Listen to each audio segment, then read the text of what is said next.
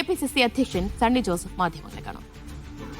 വാർത്താമാധ്യമങ്ങളാണ് നിന്നുള്ള വിവരങ്ങളാണ് ഞാൻ നേതാക്കളുമായി അനൗദ്യോഗിക ചർച്ചകൾ പോലും ഉണ്ടായില്ല.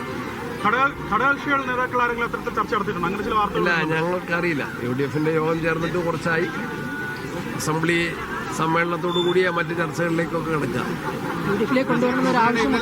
പ്രസിഡന്റിന്റെ പേര് വയനാട്ടിൽ സ്ഥലം രജിസ്റ്ററായി എന്നൊരു വാർത്ത വരുന്നുണ്ട് വയനാട്ടിൽ. പക്ഷെ അത് ഭയങ്കര കാട്ടാന ശല്യമുള്ളതാണെന്നും അവിടെ 25 വീടുകൾക്ക് മേലെ സ്ഥാപിക്കാൻ പറ്റില്ല എന്നൊക്കെ പറഞ്ഞാണ് വാർത്തകൾ വരുന്നത്. അതിപ്പോ എനിക്കറിയില്ല. വയനാട്ടിലെ എല്ലാ സ്ഥലത്തും കാട്ടാന ശല്യം ഉണ്ടല്ലോ.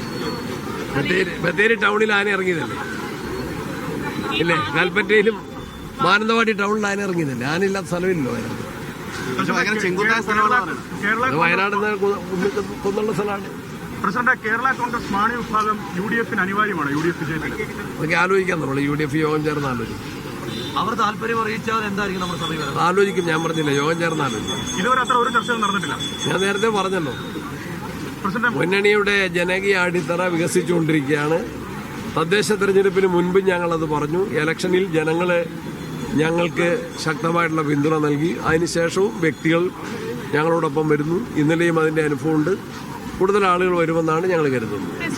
രാഹുൽ മാങ്കൂട്ടത്തിന്റെ നേതൃത്വം സപ്പോർട്ട് ചെയ്യുന്നില്ല എന്ന് നിങ്ങൾ തന്നെ പറയുന്നു. അതേസമയത്ത് ഇത്തരത്തിൽ രാഹുൽ മാങ്കൂട്ടത്തിനെ സപ്പോർട്ട് ചെയ്തുകൊണ്ട് കോൺഗ്രസിലെ നേതാക്കൾ തന്നെ രംഗത്ത് വരികയും പൂജ അടക്കമുള്ള കാര്യങ്ങൾ നടത്തുന്നുണ്ട്.